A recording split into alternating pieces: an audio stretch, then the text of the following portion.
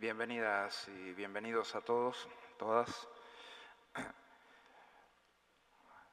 Es un honor para nosotros tener la posibilidad de dirigirnos a ustedes hoy en el marco de la presentación del informe sobre la existencia de crímenes de lesa humanidad en Venezuela. El informe que tiene una parte de trabajo de la Secretaría y del panel de expertos que fue designado a estos efectos. Quisiera hacer la presentación del panel de expertos y del informe. El compromiso esencial que motivó este informe es el de mantener el hemisferio libre de crímenes de lesa humanidad, dadas las responsabilidades que surgen de nuestros instrumentos jurídicos fundamentales, así como del imperativo mandato de la historia reciente. La Secretaría General de la OEA no encuentra posible hacer caso omiso de denuncias y testimonios presentados durante años por los venezolanos y venezolanas que han sufrido la persecución del régimen. Estos testimonios han sido presentados a la OEA específicamente por aquellos que ya habían denunciado estos casos, que decidieron presentarse ante nuestra organización a la búsqueda de justicia. La Secretaría General de la OEA no ha juzgado estos testimonios, dado que ello corresponde a la Corte Penal Internacional, sino que hemos procurado que esa información tuviera una lectura jurídica adecuada a través del panel de expertos designado a esos efectos. A partir de ello entendemos que la obligación legal y moral es investigar estos supuestos. Otras denuncias han sido presentadas a la Fiscalía de la Corte Penal Internacional, algunas mucho tiempo atrás, otras recientemente. Nos consta que ese tiempo de evaluación interna ha dado como resultado un comunicado de apertura de investigación preliminar. En reiteradas ocasiones he señalado que la OEA debe ser una fuerza moral, que sea la fuerza que dé voz a los sin voz, que supere la discriminación, que encienda la justicia donde no hay condiciones para que exista. Todo eso queda superado por la fuerza moral de los testimonios que acompañamos en este trabajo, de la fuerza moral de las víctimas y de los familiares de las víctimas que necesitan y bregan por justicia, aquellos que día a día tienen que dar la lucha de dejar atrás las secuelas de la tortura, los que tienen que superar el dolor del familiar asesinado y los que han sido encarcelados por sus ideas políticas. En la Secretaría General de la OEA hemos entendido cada una de estas muestras de sufrimientos. Detrás de cada una de ellas hay una responsabilidad de aquellos que dieron las órdenes y de aquellos que las ejecutaron. La lucha contra la impunidad es el trabajo de todos, pero especialmente sentimos que tenemos una obligación directa de denunciar esta clase de crímenes. Hemos seguido en este documento, en esta presentación, preceptos de juristas como Geoffrey Robertson y otros. El mens rea es requerido para crímenes de lesa humanidad. Ello es la intención de la persona de cometer el crimen, asesinato, violación, el que sea, pero además que eran conscientes del contexto más amplio en que ese crimen se cometía. Ello quiere decir el marco de la persecución política en este caso. Asimismo, claro que ha habido acción discriminatoria por parte de la acción represiva, concentrándose exclusivamente en aquella población civil que es opositora política al régimen. Se muestra también cómo todos los elementos del Estado respondían a ese propósito en cada uno de sus ámbitos y competencias. En ningún caso sería admisible que el juzgamiento de funcionarios o fuerzas de seguridad de bajo rango sirva para intentar dar impunidad a las autoridades que han ordenado estos crímenes. Solamente puede haber justicia si se juzgan a los más altos responsables. La Corte Penal Internacional es un sistema que emerge por encima de la jurisdicción doméstica de algunos países para crear un sistema que protege a todas las personas en todos los lugares. Esa es la aspiración. Crímenes como los que se describen en los testimonios del presente documento son suficientes para apelar a una conciencia universal, dado que se describe con claridad la imposibilidad de que los mismos tengan justicia en su propio país. Definitivamente no ha habido investigaciones, no ha habido verdad y no ha habido justicia en Venezuela.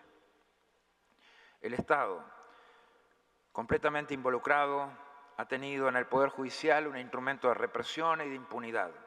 Las obligaciones venezolanas de procesar, investigar y reparar en los casos de asesinato y tortura, por ejemplo, por parte de la estructura del Estado, han sido claramente y completamente violentados. El Estado tiene la obligación de usar los medios a su disposición para llevar adelante investigaciones serias de las violaciones cometidas en su jurisdicción, de identificar los responsables y de reparar a las víctimas. Esto no ha ocurrido en Venezuela, ha ocurrido todo lo contrario. Las víctimas o familiares han debido buscar seguridad en el exilio en muchos casos. Por otra parte, estos casos no tienen inmunidad de soberanía. Los instrumentos jurídicos rechazan la inmunidad y la impunidad de los crímenes de lesa humanidad. Es imperativo determinar la responsabilidad y la posibilidad de inmunidad es absolutamente limitada. Es obvio que los crímenes de lesa humanidad no son ni pueden ser en ningún caso parte de las funciones de los jefes de Estado, de gobierno, y por lo tanto no puede ser invocada esa atribución para la inmunidad de jurisdicción. Como señala la doctrina, no es cierto que la posibilidad de lograr acuerdos negociados se vea comprometida por la investigación o procesamiento de crímenes de lesa humanidad. Es obvio que las acusaciones, por ejemplo, de crímenes de lesa humanidad contra Karadzic o Mladic llevaron a una gradual pérdida de su poder de los mismos y la su ausencia de Dayton ayudó a alcanzar los acuerdos de paz. Estos crímenes son una afrenta a la conciencia de la humanidad y al bienestar de todos. Como la Corte Penal Internacional lo señala en su preámbulo, que los crímenes más graves de trascendencia para la comunidad internacional en su conjunto no deben quedar sin castigo y que a tal fin hay que adoptar medidas en el plano nacional e intensificar la cooperación internacional para asegurar que sean efectivamente sometidos a la acción de la justicia. Eso es parte esencial del trabajo que se presenta hoy. Se anuncia también en su preámbulo la determinación de poner fin a la impunidad de los autores de esos crímenes y a contribuir así a la prevención de nuevos crímenes. Nos debíamos preguntar y nos debemos preguntar los que vayan a investigar. Las respuestas parecen estar claras en los contenidos del informe. ¿Han torturado o no han torturado? ¿Han asesinado a manifestantes? ¿Han encarcelado por razones políticas? ¿Han violado y abusado sexualmente de las víctimas? ¿Lo han hecho utilizando el poder del Estado? ¿Lo han hecho para obtener objetivos políticos? Esas variables opresivas estaban organizadas de tal modo que todos los componentes del Estado estaban alineados en los mismos objetivos. Los elementos que no estaban investidos del poder del Estado, como los colectivos, estaban también alineados a los mismos objetivos. ¿Lo han hecho para callar o amedrentar a la disidencia política? ¿Lo han hecho sobre variables de discriminación política? Las respuestas están en este informe. Las denuncias refieren a crímenes de actores del Estado, especialmente los de mayor autoridad, organizados, ordenados, implementados dentro de los mecanismos del Estado. El aparato del Estado ha sido y es en su integralidad el dispositivo para aterrorizar a la población venezolana. Los hechos son que los individuos señalados en estas denuncias y testimonios son quienes activaron el aparato del Estado dirigido a someter a la población a un determinado designio político, de amedrentar, de ejemplarizar a la disidencia política, así como de sostener en el poder una determinada estructura política. Exactamente los mismos objetivos del Estado perseguían los colectivos armados, sectores completamente funcionales a esta acción represiva. Las autoridades del Estado, principalmente su máxima autoridad, en ningún caso adoptaron medidas razonables para detener estas acciones o castigarlas. La mecánica de funcionamiento era, por el contrario, claramente la implementación de procesos represivos debidamente jerarquizados y estructurados. Pocas veces hemos visto en este continente una funcionalidad tan sincronizada en todos los estamentos del Estado para cumplir estos objetivos. Desnegar bolsa clapa a opositores políticos, desarticular el accionar de políticos opositores, amedrentar y reprimir a la población, garantizarse impunidad a través del Poder Judicial, de la Fiscalía, de la Defensoría del Pueblo, desarticular a las Fuerzas Armadas, así como los demás ejemplos contenidos en este documento. Por supuesto que la Corte Penal Internacional es un actor internacional relevante en términos políticos, pero en este caso no buscamos ningún objetivo de esta naturaleza, buscamos justicia, la que ha sido esquiva todo este tiempo. Ninguna víctima es responsable de haber sido torturada, violada o asesinada. Es nuestra responsabilidad, sí, dar justicia. Quisiera pasar la palabra ahora a los representantes del panel y les agradezco a todas su presencia aquí. Muchas gracias al secretario general. Buenas tardes a todos. Mi nombre es Santiago Cantón,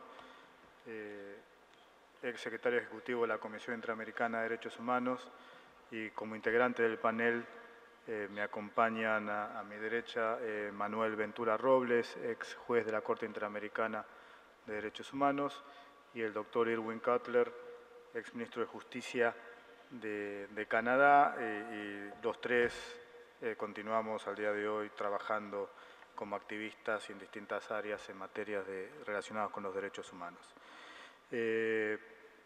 Voy a comenzar rescatando dos palabras del secretario general. En primer lugar, la obligación moral y legal de todas las instituciones interamericanas y principalmente de la OEA en buscar que haya justicia en Venezuela, y creo que es el objetivo único de este informe que presentamos el día de hoy. Esta mañana, a las 9 de la mañana, le entregamos al secretario general Luis Almagro este informe. Aquí hay unas copias, todavía no son públicas, pero están en la página web, tengo entendido, Cris, que es un informe de 400 páginas y existen otros 400 hojas de anexos, donde incluye principalmente dos partes este informe. Una parte preparada por la Secretaría General de la OEA, que incluye principalmente información fáctica sobre lo que la Secretaría General recibió sobre posibles delitos de lesa humanidad en Venezuela, y otro capítulo, el capítulo 2, que es el que los tres miembros del panel de expertos independientes trabajamos y le presentamos esta mañana al secretario general. La información del panel preparado por nosotros tres proviene en gran parte de la información recopilada por la Secretaría General de distintas fuentes. Por un lado, como ustedes saben, aquí en este edificio hubo 5 días de audiencias donde hubo aproximadamente 26 testigos que declararon sobre delitos de lesa humanidad en Venezuela. Al mismo tiempo, la Secretaría General de la OEA recibió información de numerosas organizaciones nacionales e internacionales de derechos humanos que trabajan en Venezuela desde hace años, y al mismo tiempo recibimos información de otros organismos internacionales, como puede ser desde ya la Comisión Interamericana de Derechos Humanos, casos decididos por la Corte Interamericana de Derechos Humanos y numerosa información proveniente de distintos organismos de las Naciones Unidas, del Sistema de Derechos Humanos de Naciones Unidas, como puede ser la Oficina del Alto Comisionado de Derechos Humanos, que realizó varios informes también sobre esta materia. El proceso se inició el 14 de septiembre a pedido del secretario general, que nos nombró a nosotros tres y nos dio absoluta independencia para trabajar en la preparación de este informe. Nosotros tres en distintas oportunidades nos reunimos aquí en Washington y mantuvimos conversaciones para avanzar en la preparación de este informe, cuyo objetivo es determinar si se han cometido delitos de lesa humanidad en Venezuela y que si existe un fundamento razonable para remitirlo a la oficina de la Corte Penal Internacional. Ese es el objetivo principal de este informe.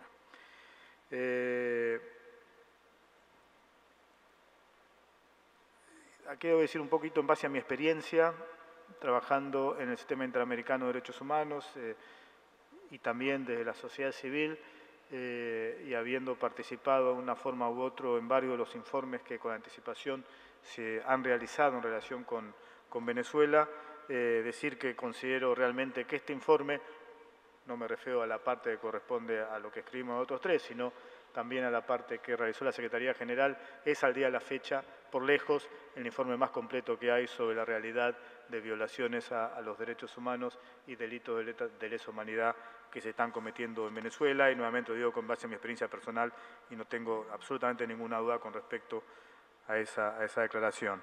Y creo que también que no hay este procedimiento seguido por el Secretario General no tiene precedentes, desde ya no tiene precedentes a nivel de nuestra región, pero tampoco tiene precedentes a nivel internacional.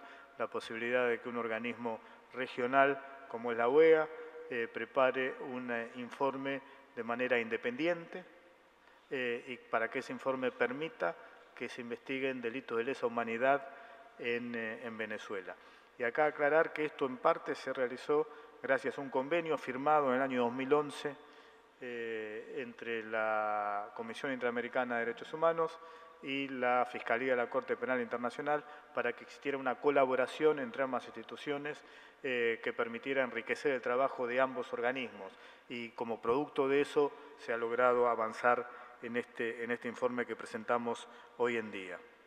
Ahora voy a hablar brevemente porque luego van a hablar el doctor Manuel Ventura un poco sobre la importancia de las decisiones del Sistema Interamericano de Derechos Humanos en la preparación de este informe y el doctor Irwin Kotler más desde un punto de vista más específico, legal, sobre qué es lo que se ha encontrado en este informe. A ver, algunas cifras y algunos datos en relación al informe preparado por el grupo de los tres expertos independientes.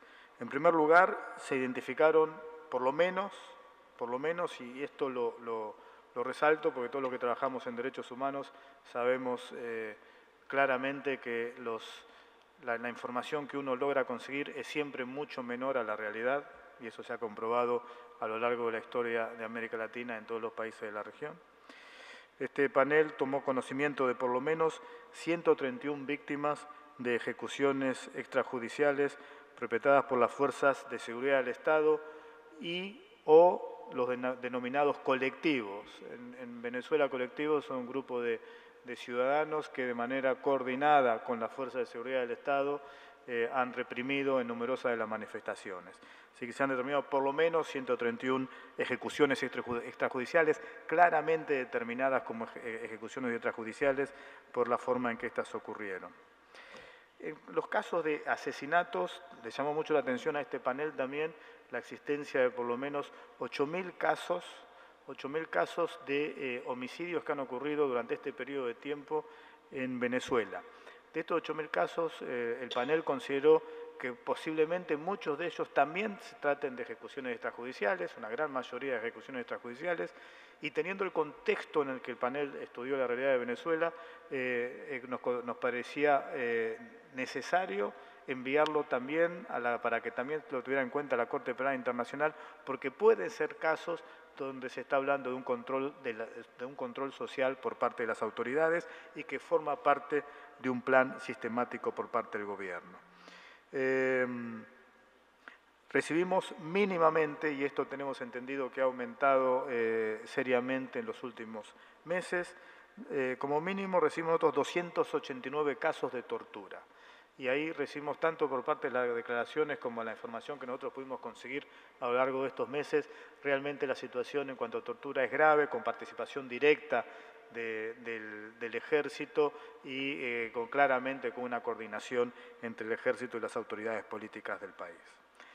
192 casos de violencia sexual contra mujeres y hombres que incluyen violaciones, amenazas de violaciones y descargas eléctricas en los genitales, entre varios otros casos de violencia sexual. Más de 12.000 personas han sido detenidas arbitrariamente en los últimos 2 años, por lo menos de la elección del presidente Maduro en el año 2013. 7 personas por día, según el cálculo, digamos, que hicimos, unas 7 personas por día han sido arbitrariamente detenidas simplemente por ser consideradas enemigos del Estado. En algunos de estos casos, estas detenciones arbitrarias configuraron en un principio casos de desaparición forzada, y eso teniendo en cuenta los estándares que utiliza el Sistema Interamericano de Derechos Humanos en cuanto hablamos de desaparición forzada. Asimismo, el panel ha determinado la existencia de una clara persecución política presente en todos los crímenes de lesa humanidad presentados en nuestro informe. El panel estima que la privación de los derechos fundamentales de que han sido objeto las víctimas de persecución política en Venezuela forma parte de un ataque generalizado y sistemático y corresponde a la definición de varios crímenes de lesa humanidad establecidos en el artículo 7.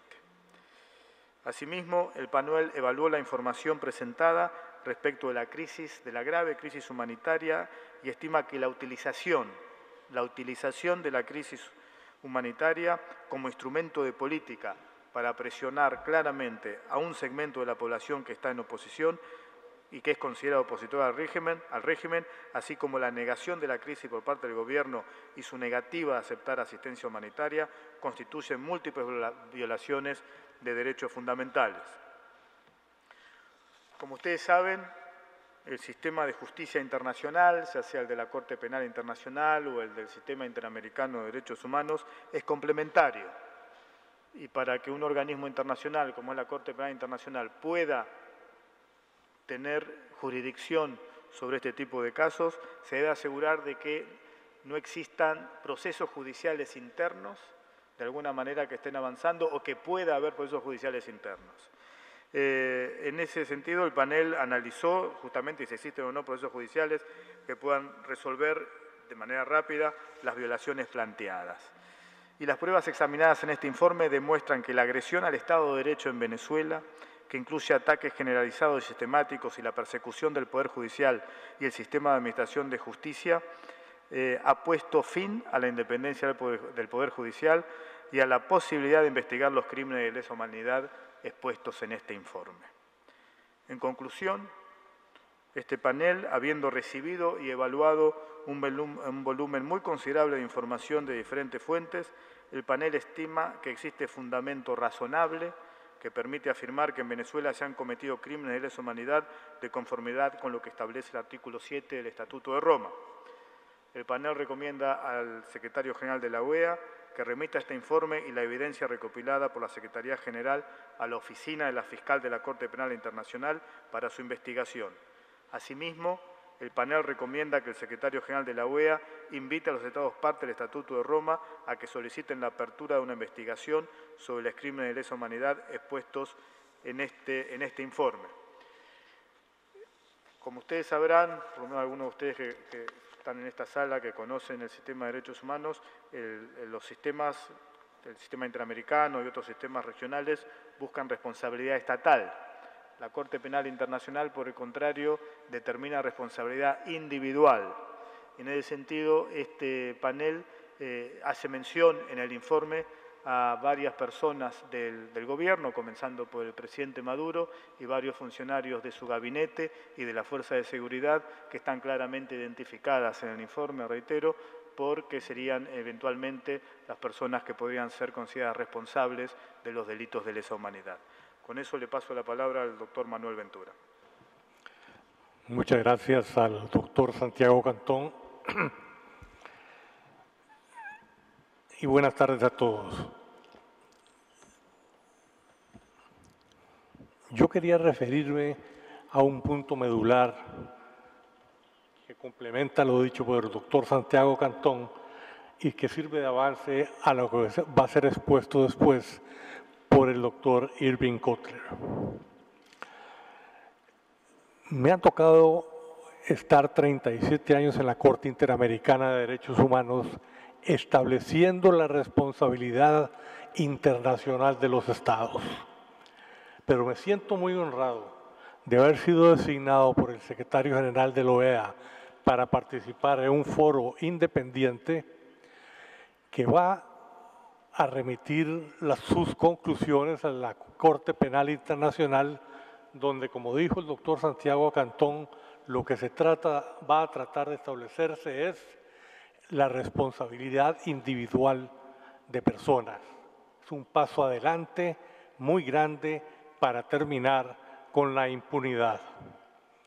Pero quería también señalar cuál fue el contexto que se tomó en cuenta para la redacción del informe para lo relativo a las violaciones de derechos humanos.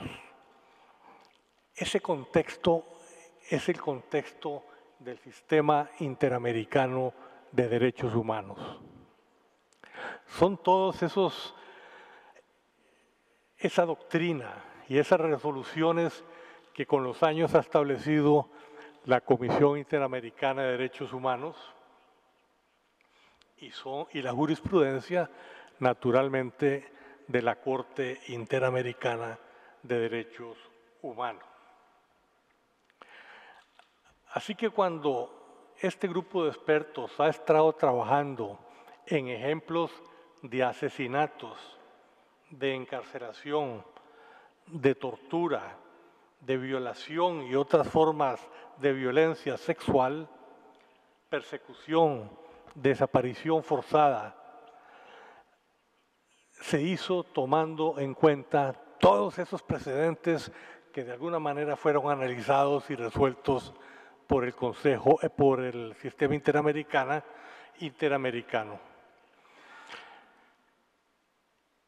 Vean ustedes la jurisprudencia de la Corte Interamericana de Derechos Humanos, cuyos casos fueron sometidos por el otro órgano de protección de derechos humanos en el Sistema Interamericano, la Comisión Interamericana de Derechos Humanos.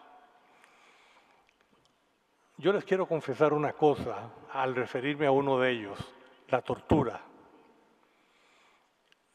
Me tocó participar en la resolución de bastante más de 200 casos contenciosos en la Corte Interamericana, o sea, tuve que leer muchos expedientes con precedentes como los aquí señalados, y déjenme decirle que nunca había sido golpeado de una manera moralmente tan fuerte como con los casos de tortura que recoge este informe. Ha sido una cosa para mí, francamente, emotivamente destrozadora. Los casos de tortura que se recogen en ese informe contra hombres, contra mujeres, es una cosa indescriptible, francamente indescriptible, y que uno no cree que eso suceda todavía hoy en día en nuestro continente. Recordemos que toda la jurisprudencia de la Corte Interamericana en sus primeros años de casos que fueron traídos por la Comisión, está el asesinato de por medio, siempre la pérdida de la vida, de la libertad personal, la encarcelación, la falta del debido proceso es medular hoy en día todavía en la jurisprudencia de la Corte. Lo que dije sobre la tortura, pero sobre todo sobre la violación y otras formas de violencia sexual.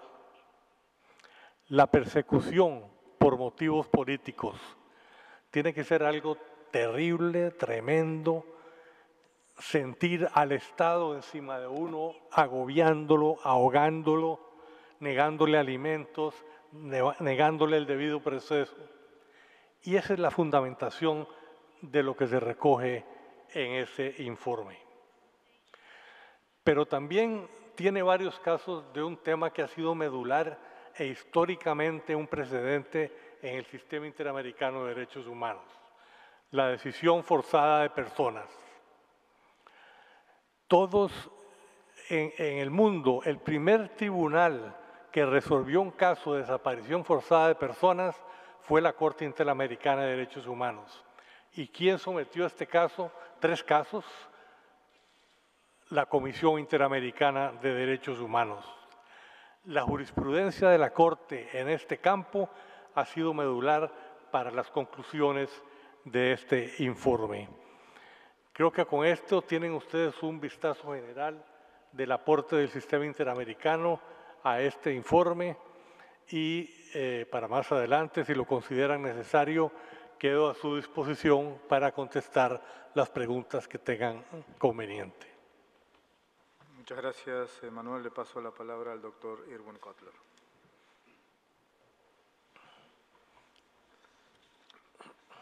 Thank you, Justice Canton. I want to begin by expressing appreciation to the General Secretariat of the OAS for the comprehensiveness and clarity of their report, which constitutes part one of the full report here. And also extend appreciation to my colleagues, Judges Canton and Ventura, for their exemplary legal contribution to the compilation of part two of the report, both of which together, being an 800-page report replete with massive documentary evidence and compelling legal authority, will make an enduring contribution to the pursuit of justice and the combating of impunity. We happen to be meeting on the 20th anniversary of the establishment of the International Criminal Court and the Rome Statute for that International Criminal Court. I was present in 1998 in Rome on the occasion of the adoption of the statute and the establishment of the court. I felt then and believe now that this was the establishment of a supranational system for the pursuit of justice, and in particular for the combating of impunity that would otherwise not be addressed or redressed, and speaking and protecting the victims of massive injustices and crimes against humanity who would not otherwise be protected. And so what I would like to do now is summarize for you the 7 crimes against humanity that this report has found that there's after, as I said, a comprehensive and thorough analysis and evaluation of the evidence and the law, that there's a reasonable basis to believe, which is the standard of proof that is set forth and required by Article 53 of the ICC statute. There's a reasonable basis to believe that the following 7 crimes against humanity have been committed since February 12, 2014, and warrant investigation by the Office of the Prosecutor for the International Criminal Court. I will be brief and enumerate each of the crimes one by one. First, the crime against humanity of murder, where the report documents multiple murders and extrajudicial executions that have been committed, and this is the crucial point here, that have been committed, it's in each of the crimes against humanity, been committed as part of a widespread or systematic attack against the civilian population, particularly targeting persons believed to be opposing the regime or opposing the regime. In addition, the evidence in this context also discloses, as set forth more fully in the report, that there have been, and Justice Canton referred to this, at least 6,385 cases of extrajudicial executions by state forces or groups and organizations connected with the state and in furtherance of a state policy or organization. 2, the crime against humanity of imprisonment or other severe deprivation of physical liberty. And here we found that there have been at least 12,000 cases of arbitrary detention, imprisonment, and deprivation of liberty, as Justice Canton said, approximately 7 a day, in utter violation of fundamental rules of international law and international due process, and again, including the widespread and systematic targeting of opponents of the regime or suspected, quote-unquote, enemies of the state, and I'm using the language of the leaders of the Venezuelan regime in that regard. The evidence also disclosed the criminal complicity of judges and prosecutors in ordering these arbitrary arrests, imprisonments, and deprivation of liberty, again set forth more fully in the report, and any of us will be pleased to respond to that. The third is the crime against humanity of torture or cruel or inhumane, degrading treatment or punishment. And we have received documentary evidence, witness testimony of at least 289 cases of horrific torture. And I want to underline what Judge Ventura said so movingly, and Justice Cantón so compellingly, about the torture. We should always appreciate that behind each attack and torture is a human being, is a family, is extensive and horrific suffering that targeted opponents of the regime again, or those believed to be opponents.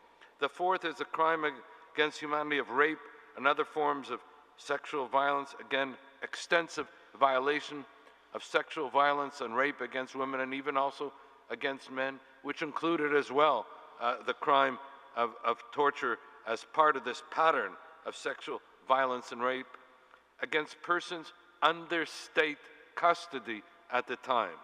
Number 5 is the crime against humanity of persecution against any identifiable group or collectivity on political grounds.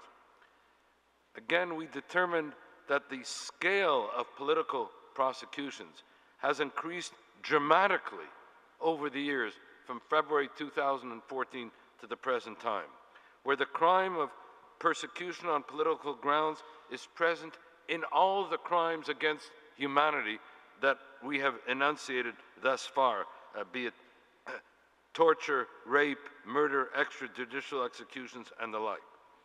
Also, we found that other patterns of persecutory conduct occurred, including massive assaults on the rule of law, assaults on members of the Legislative Assembly and on the legislature itself, arbitrary arrests and dismissals of mayors from office, the shutting down of political participation, the criminalization of the fundamental freedoms of speech and assembly and association, illegal raids and violent repression targeting political opponents, persecution of children and disabled, the deprivation of the right to freedom of movement through revocation of passports, forced exile, forced political asylum, the whole set forth more fully in report. The crime against humanity, number 6, of enforced disappearances of person.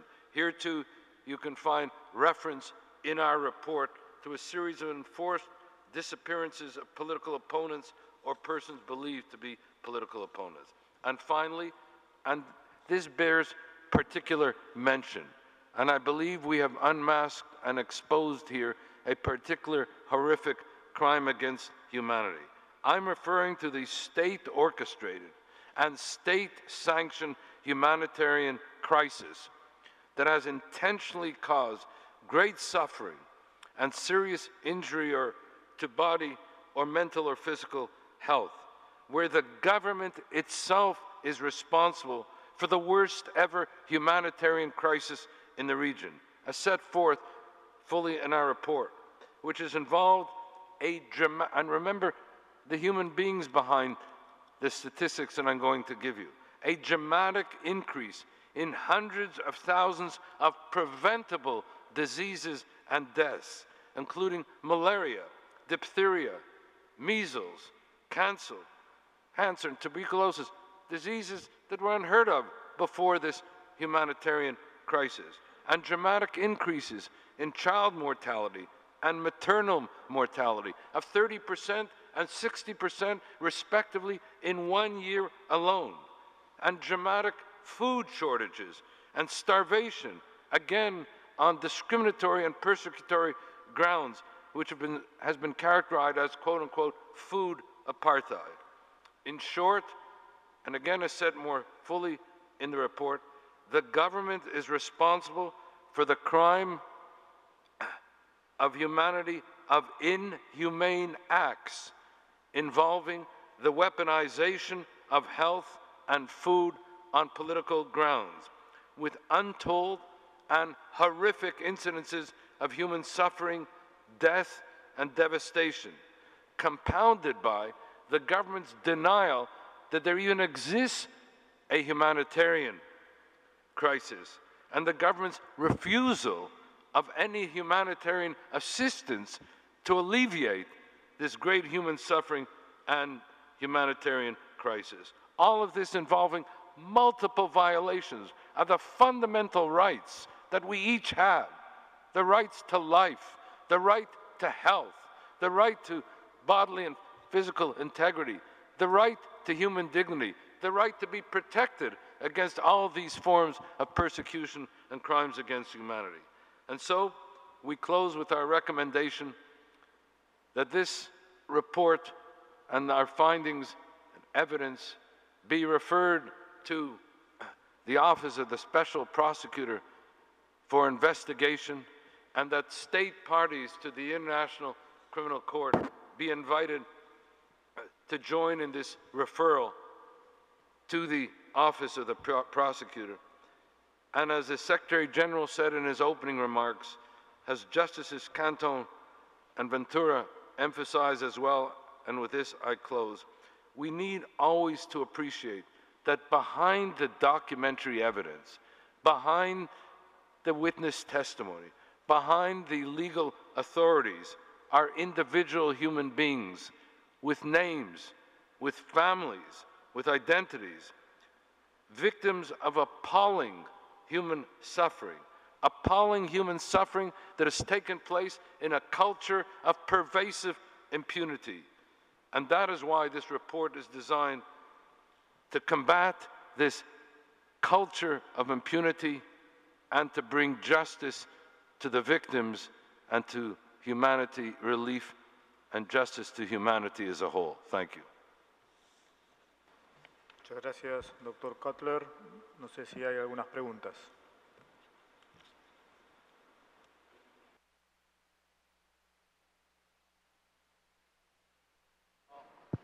Max Blumenthal, Real News.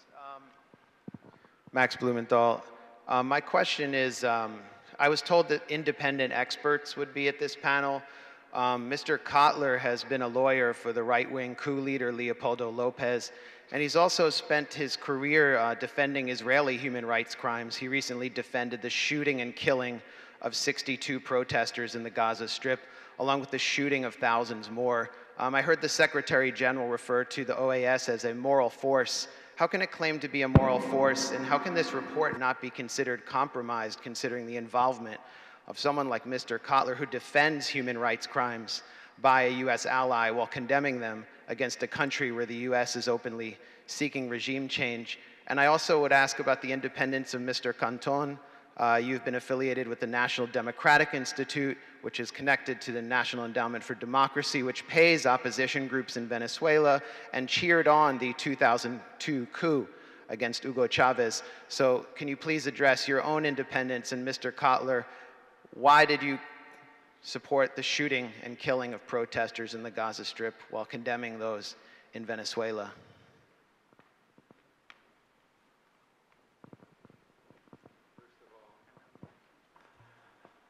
First of all, you're entitled to ask any question you wish. You're not entitled to make misrepresentations of fact and law.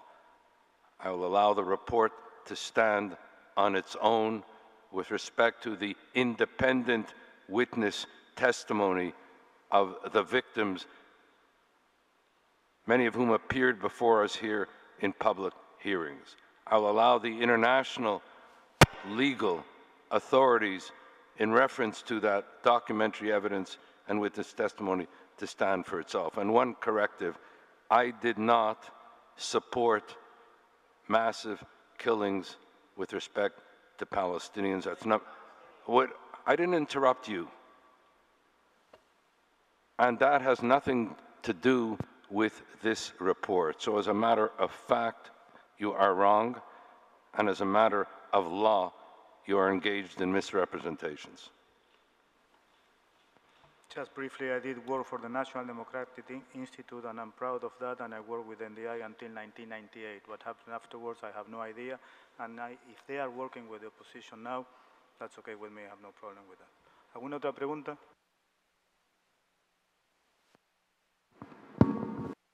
TNTN 24. Usted dice que hay...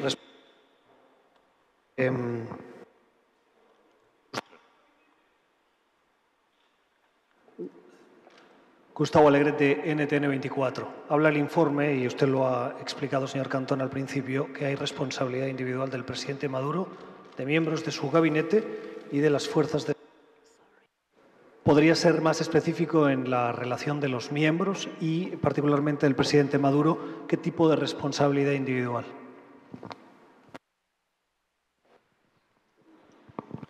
Sí, en efecto, y eso está en el informe que ustedes pueden acceder vía web.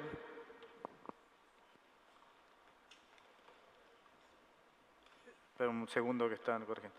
En efecto, el informe incluye los nombres de un grupo de personas que son, incluyendo el presidente Maduro y varios miembros del gabinete y de la Fuerza de Seguridad. Pueden acceder vía web. Y el tipo de responsabilidad es algo que tiene que determinar en todo caso la Corte Penal Internacional, justamente cuál es la responsabilidad individual y el grado de responsabilidad que tiene cada una de estas personas. Lo que nosotros incluimos son aquellas personas que han sido mencionadas o relacionadas con los delitos de lesa humanidad que nos tocó investigar, digamos. Hay algunos generales del ejército que se mencionan como figurando en los momentos donde se realizaban torturas, las coordinaciones existentes entre todas las fuerzas de seguridad que respondían a algún mandato concreto político en particular, como podía ser del presidente Maduro. En fin, hay una serie de evidencia que claramente muestra que en los delitos de lesa humanidad que a este panel le tocó investigar, existen funcionarios, altos funcionarios del gobierno, que van mucho más allá de esta lista que nosotros mencionamos, y que le va a corresponder eventualmente a la Corte Penal Internacional determinar qué tipo de responsabilidad individual hay en cada caso concreto. No le corresponde a este panel le corresponde determinar, para tener claro, una primera etapa ante la Corte Penal Internacional. Lo importante son los hechos, y los hechos que se muestran configuran o no un delito de lesa humanidad. La primera etapa, la etapa de investigación, que es la que estamos actualmente, no se busca responsabilidad individual. Pero al hacer la investigación, nosotros nos encontramos con una serie de nombres que ponemos para que cuando llegue la etapa de determinar responsabilidad individual, ya figuran esos nombres. ¿Vos querías decir algo, Manuel? Mencionabas algo, incluye el vicepresidente de la República, varios vicepresidentes, ministro de Relaciones Exteriores, generales, ministro de Defensa, en fin, hay una larga lista.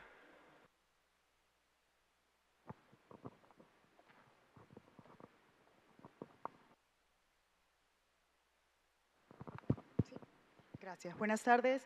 Katia Salazar, Due Process of Law Foundation. Tengo dos preguntas concretas para el panel. La primera es un poquito, digamos, técnica y tiene que ver con el tema de corrupción, porque si bien la Corte Penal Internacional no ve los temas de corrupción, yo creo que han habido algunos intentos de introducir el delito de corrupción también como parte, por lo menos, del análisis de la situación, o sea, como, por ejemplo, un agravante de los delitos cometidos o un criterio, como digo, de evaluación de los hechos. Entonces, todos sabemos que en Venezuela, digamos, la corrupción ha sido justamente lo que ha sostenido este sistema que ha permitido los crímenes de lesa humanidad, y quería preguntarles qué rol juega o ha jugado el tema de corrupción en el informe que han preparado. Y mi segunda pregunta es sobre este ejercicio, sobre el panel independiente que ustedes forman parte y que ha hecho este trabajo tan interesante, y quería preguntarles si piensan que este ejercicio y esta metodología podría ser usada en otros casos también, digamos, de las Américas, otros países de las Américas donde se alega la comisión de crímenes de lesa humanidad. Creo que el caso más conocido por todos es el de México y, bueno, creo que este podría ser un buen ejercicio para empezar esta mirada.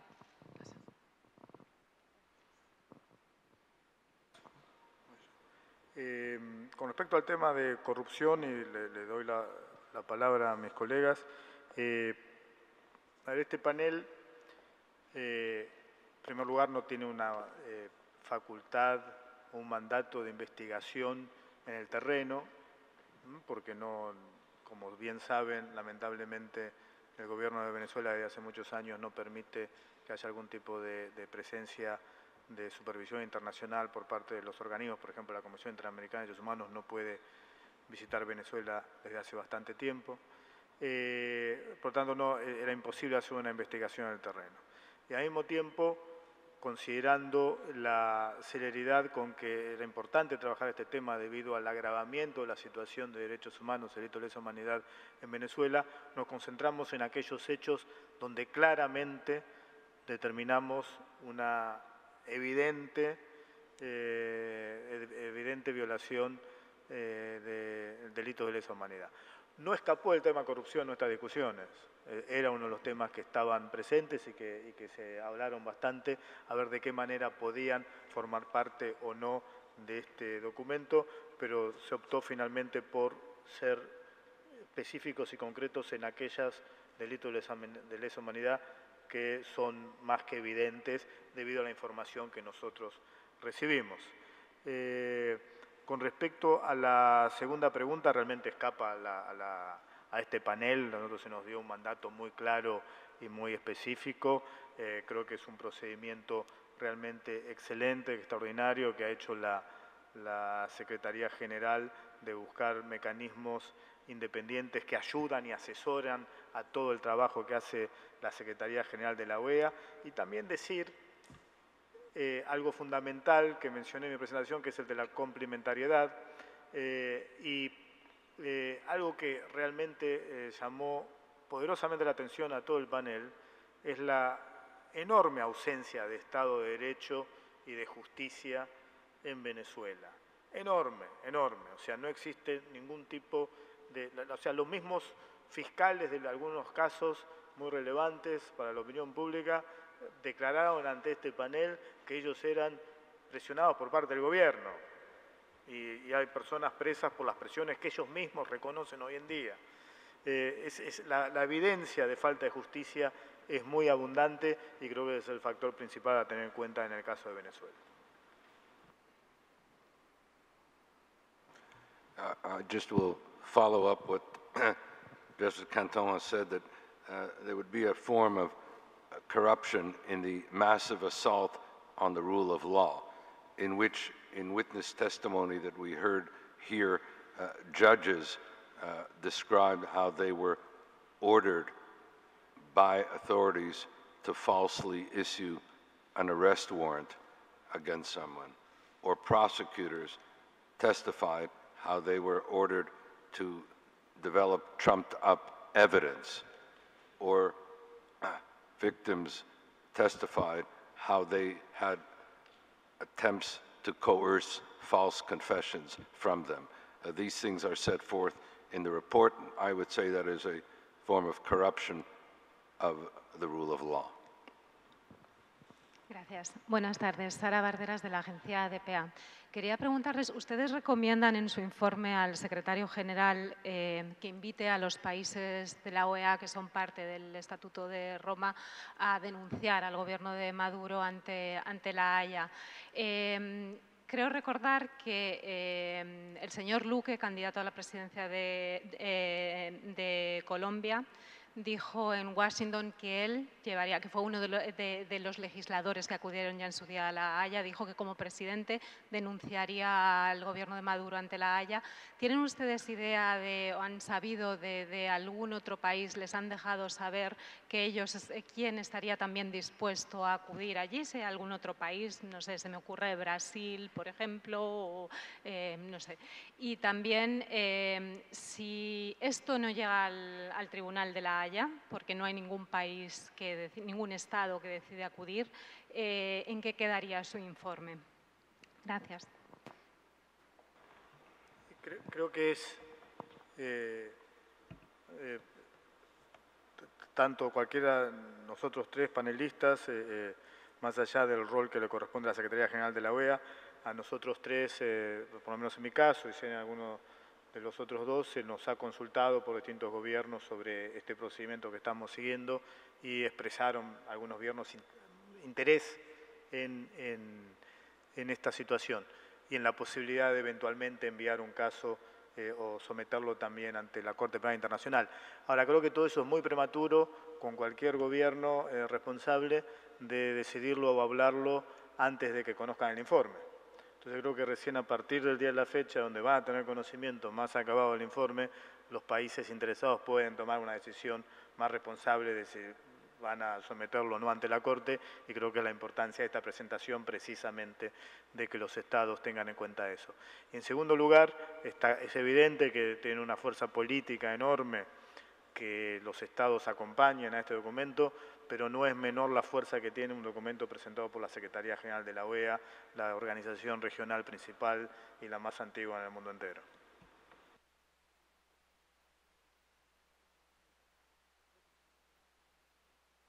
Y si no hay más preguntas, damos... Disculpen que reincida. Usted acaba de hablar de la fuerza que tiene este informe, la fuerza política por ser un informe de la OEA, pero entonces ¿hay algún tipo de iniciativa para llevarlo al Consejo Permanente? Porque ahora mismo yo entiendo que no es un documento de la OEA, ¿no? Es un documento de un panel de expertos a quienes el secretario Almagro encargó la investigación que acaban de concluir. Entonces, ¿se llevará al Consejo Permanente, a la Asamblea dentro de poco más de una semana? Voy a responder una parte y en todo caso después le paso la palabra a Cris Hernández por si quiere agregar algo. Aquí no hay solamente un documento del panel, acá hay dos documentos. Un capítulo primero, que es el documento de la Secretaría General de la OEA, que es sumamente abarcativo de muchas más situaciones de delito de lesa humanidad que las presentadas por el panel de expertos, y abarca muchísima más información. Porque, como mencioné antes en el procedimiento, se recibió, no sé si tienen información precisa de la cantidad de información recibida, pero numerosa información que se recibió y numerosa información que pudimos encontrar en distintos organismos internacionales. Por lo tanto, no es solamente hoy por hoy, este ya es un informe de la Secretaría General de la OEA. Una parte porque la hicieron ellos, la otra parte que se la entregamos esta mañana a la Secretaría General. Y, Cris, no sé si querés agregar algo. Sí, simplemente decir que este informe se presenta públicamente, entonces está dispuesto para que cualquier persona lo pueda descargar desde la página de la web y por ende será de conocimiento de los estados asimismo. Entonces es un documento público que podrán evaluar las personas individuales, así como los gobiernos de la región y todos los gobiernos que son estados parte del Estatuto de Roma, que son mucho más que solo los países del hemisferio. Bueno, muchas gracias.